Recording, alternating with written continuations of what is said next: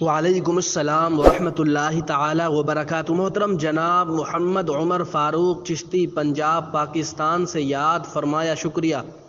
آپ نے سوال ارشاد فرمایا، مفتی فضل احمد چشتی صاحب نے رد روافض کرتے ہوئے دفاع امیر معاویہ میں یہ جملہ ارشاد فرمایا، جس وقت امیر معاویہ نے یزید کو ولی عہد منتخب کیا تھا اس وقت وہ لہو و لعب و فسق و فجور میں مبتلا نہ تھا، لہٰذا اس سبب سے حضرت امیر معاویہ کو طعن نہ کیا جائے۔ تو بعضوں نے ان پر یہ فتویٰ داغا کہ انہوں نے یزید کی موافقت و حمایت کر لی۔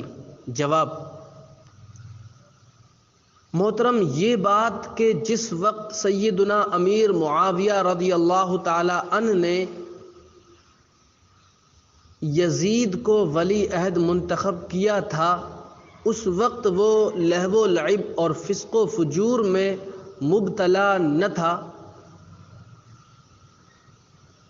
اول غور بات اس سلسلے میں یہ ہے کہ یہ بات کہاں سے کہی گئی، چونکہ مشہور یہی ہے، اس کا فسق و فجور کسی قید و بند کے ساتھ بیان نہیں کیا جاتا۔ سمجھ آ رہی بات؟ تاہم دوسرا یہ کہ اس جملے سے یہ فتویٰ لگانا کہ انہوں نے یزید کی حمایت کی ہے، یہ بیجا ہے، یہ بیجا ہے اور ان پر الزام اور بہتان تراشی ہے، اس سے لوگوں کو بچنا چاہیے۔ تیسرا یہ کہ جو فتویٰ داغ رہے ہیں اس جملے کے سبب ان کے اندر سے روافض کی بو آتی ہے، انہیں بچنا چاہیے۔ سمجھ آ رہی بات؟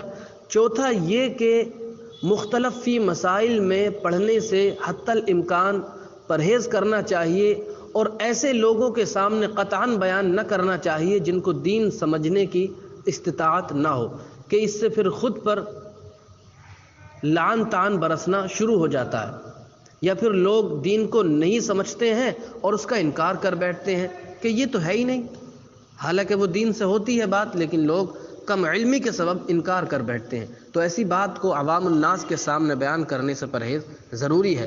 تاہم مفتی فضل احمد چشتی صاحب بڑی شخصیت ہے، وہ تو خود عقل و شعور رکھتے ہیں۔ سمجھ آ رہی ہے بات؟ تو محترم، اور پانچویں بات اس سلسلے میں یہ کہ بعضوں کی مخالفت اور اکثر کی تسلیمیت یہ انسان کے حق پر ہونے کی دلیل ہوا کرتی ہے۔ کوئی بھی مخالف نہ ہو تو شبہ ہوتا ہے کہ کہیں جھوٹ کا سہارا لینا تو شروع نہیں کر دیا۔